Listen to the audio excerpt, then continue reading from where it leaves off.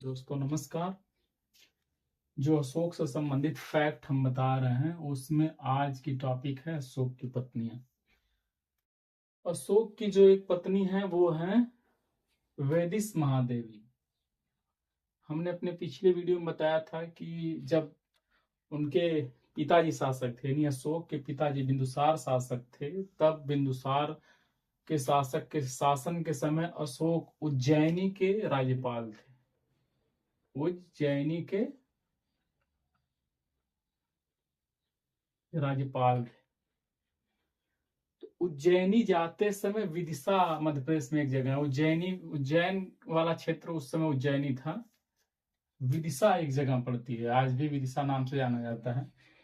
वहां अशोक ने पहली शादी की। जो जिनसे शादी उन्होंने किया वो हैं वेदिस महादेवी, इनको कहा जाता है। और इसकी जानकारी महाबोधि वंश परंपरा से मिलती है। ठीक है।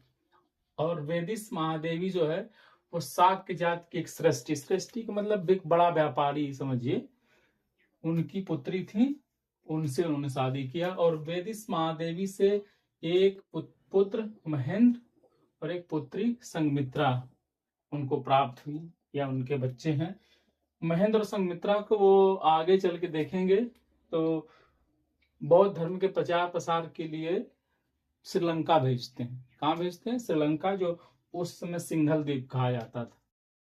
जो दूसरी पत्नी उनकी है वो है तिस्य रचिता। इनके बारे में जानकारी बौद्ध ग्रंथ दिव्यावदान से मिलती है। दिव्यावदान से पता चलता है कि उनकी एक पत्नी तिस्य रचिता थी। जो तीसरी उनकी पत्नी है करुवाकी। करुवाकी ये उनका एक पुत्र है, तीवर उसकी माता है। और इनके बारे में सारी जानकारी जो है अशोक के शिलालेखों से मिलती है। अशोक के शिलालेखों में अगर उनकी किसी पत्नी का जिक्र है तो करुवाकी का है।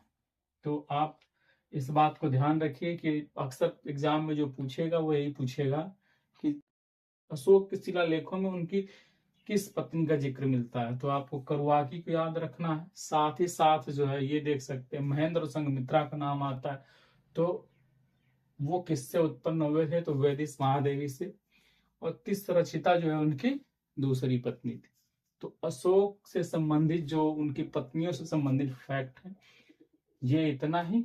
हम अगले वीडियो में देखेंगे कि उन्होंने बौद्ध धर्म के प्रचार प्रसार के लिए किन किन देशों में अपने दूत को भेजा, या जो धर्म के प्रचार प्रसार करने वाले जो लोग थे, बुद्धिजीवी थे, उनको भेजा। आज के लिए बस इतना ही। वीडियो देखने के लिए आपका बहुत बहुत धन्यवाद।